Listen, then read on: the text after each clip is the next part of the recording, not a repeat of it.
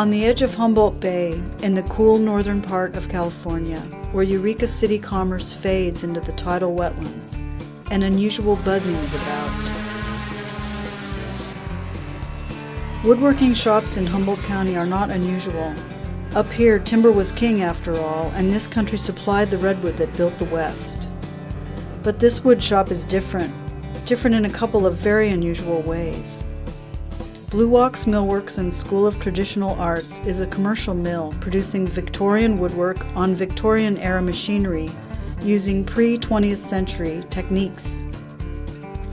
They specialize in custom woodworking for restorations and unique architectural applications. Since the 1970s, Eric and his wife and partner, Viviana Hollenbeck, have grown from a Jippo logging show into a millworks that, if you can draw it, we can build it.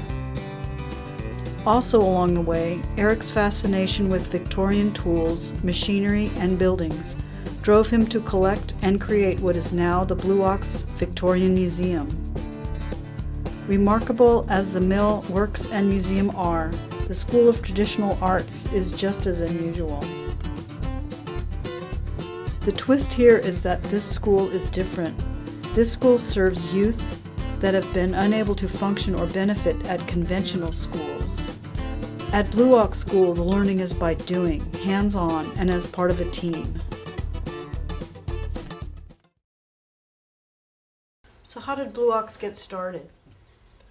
Well, Mary, I started working in the woods when I was 16 on a survey crew for, the very first job was Larson and McMillan, Oscar Larson and Bo McMillan.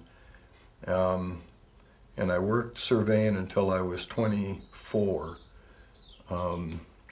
If they would have left me doing what I started, head chaining, I'd still be doing that today. And with 3 other partners, we started Blue Ox as a logging company. We were called Blue Ox Logging and Lumber.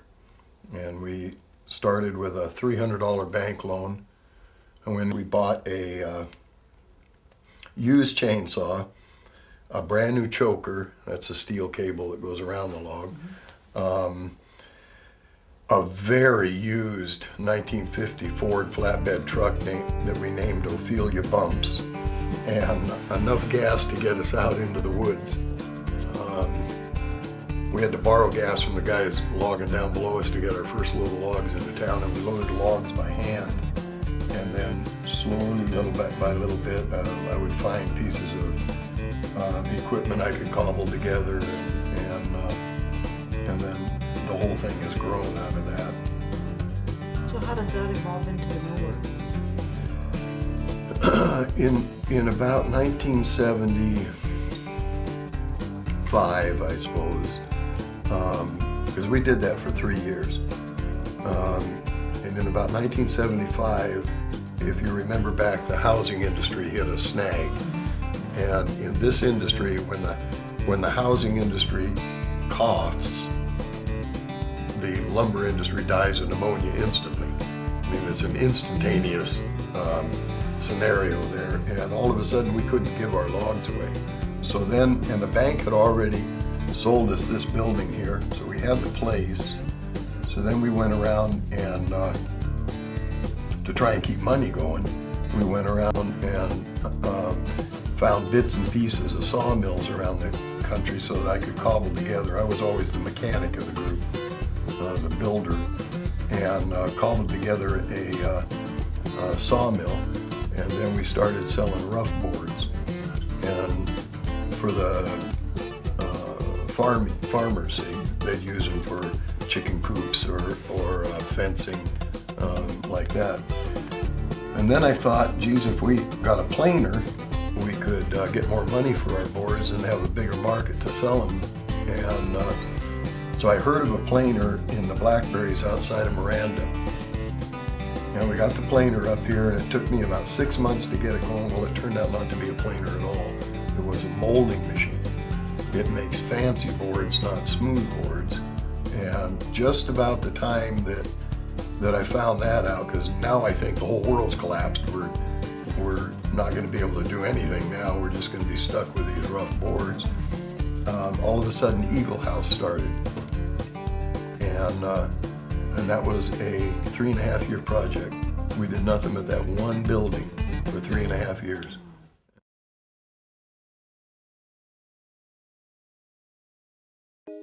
So how did you get into the teaching arena? Well, as I recall, and this is quite a while back, when we first started doing school group tours, it was with elementary school students, and Eric would talk very frankly about his dyslexia and learning disabilities.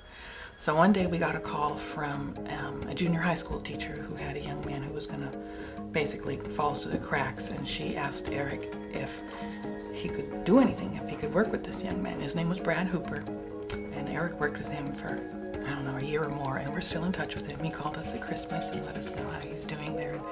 In Texas, he's working with a roofing company, and he has a child. And he basically told Eric that he doesn't know what his life would have been if he hadn't been able to come here and learn how to work. It turned his life around. So that was really, really nice for Eric. So then we just kept working informally with different kids. We were approached by an old classmate of Eric's who ran a program called Workability, where the kids could get paid for coming. So we had several Workability kids, and then when they finished the 100 hours that they were allotted, then we just kind of kept them here. And one of the kids we set up with his own business. He did blacksmithing. His name was Duel. And then, so we did that for about 10 years. Oh, and then we got the grant for the boat. That was with the Forest Service. And the kids worked on building our scow sloop with all hand tools. And then we were approached by a school teacher, and we set up the community school program, which is a program through the Humboldt County Office of Education. Basically it's a alternative school within the school system. So the kids come here and do all kinds of hands-on projects, and then they go to the classroom side and do the academic stuff, and it all ties together. So what's different about Blue Ox School? Well, we are very, very different. There's a lot of different things here at Blue Ox. I think the main thing is that this is not a fabricated reality. A school, by definition, is apart from the rest of society. Here, the public comes and goes. We are a production shop, and there's products going out the door, things happening all the time. And so it's real life, and it's happening, and it's not pretend, and it has real consequences. I think that's really, really major. Because it's a small group, and because all of us here, all of our staff, not just Eric and I, but everybody that works here is very committed to being a part of the program, working individually with the kids. We're all really committed to what we have happening here. We have a lot of hands-on stuff, so the kids get to get right in there and do it. They're not just watching, they're not just reading about it in a book. And a lot of people are hands-on learners, so they actually process information through moving. Doing it? From actually doing it, so it's really vital for those kinds of kids. I think Eric will mention this, that part of the magic here is that when the public comes through, they're the ones who don't know. They are less knowledgeable about what we're doing than our kids are. So our students get to explain to the public what they're doing. They get to be the ones in the know. Is there a common element that Blue Ox students share? There's several. Most of our kids have had difficulties fitting into the regular school system. Some of it has to do with styles of learning. You know, they got to keep moving, they can't sit still. Some of them have learning disabilities. Some of them have had challenges in their home fronts where it hasn't been real stable, and so they've had a lot of truancy issues.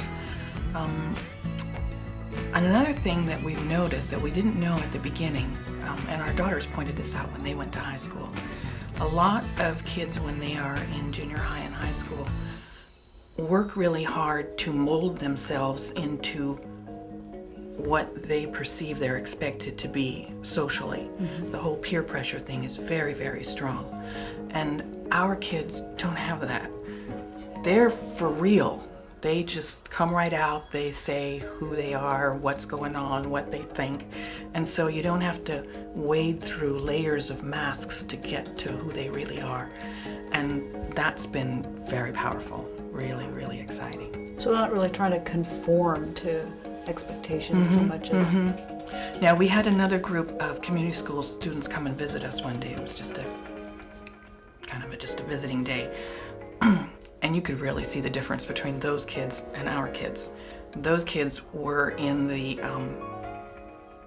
persona mode to the nth degree. They were trying so hard to be tough and cool and impenetrable, you know.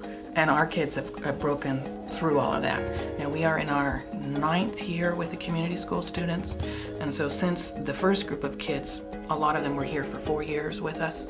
Each year there are new students, but there are some returning students. And there is a sense of loyalty and ownership with all of our kids that they pass on to the next group of kids coming up. And if the group of kids coming up cause problems at all, or don't respect Eric and I and this facility and the program, the kids don't put up with that. It's real powerful. Yeah. So they're proud. They're very proud. Yeah. They've finally done something of their own. Well, I'll give you an example. It's just happened just the other day. We have a new person in the office, and he had been there. It was his second day.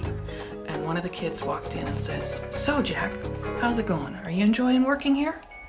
This is somebody he doesn't even know. He just took it upon himself to help him feel welcome. Engage. Yeah. Then that's typical. That's very common. That those kinds of, like we were saying, it's not adults here and kids here. We're all working together.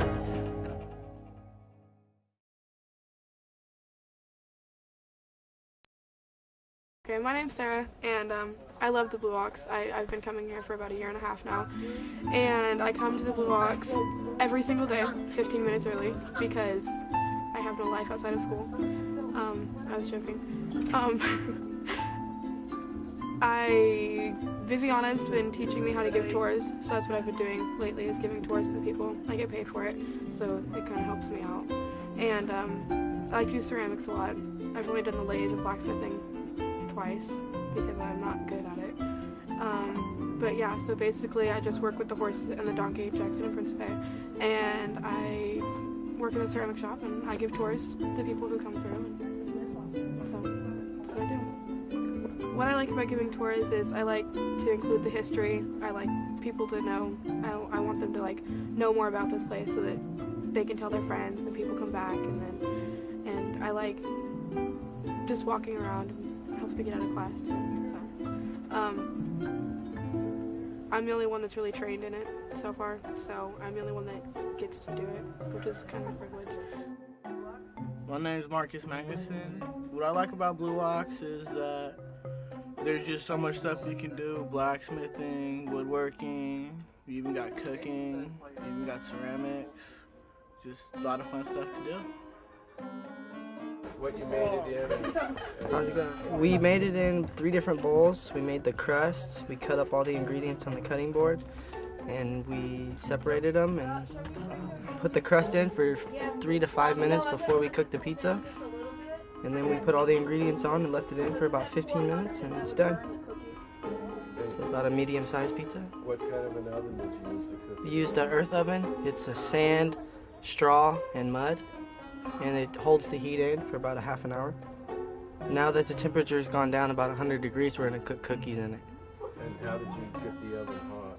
We put a wood fire inside and let it burn till it got down to coals. When the coals were going out, we pulled them all out, brushed it out, and put the pizza in. And there we go. Looks good.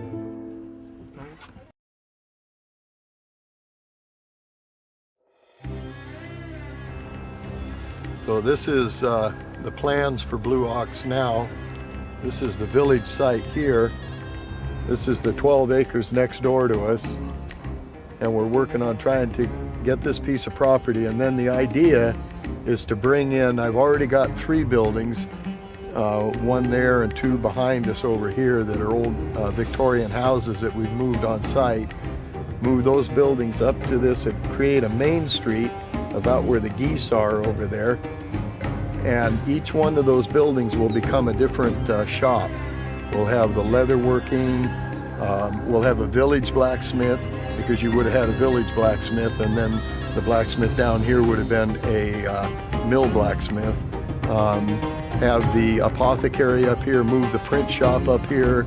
It'll be all these trades of the turn of the century, the way that they were done.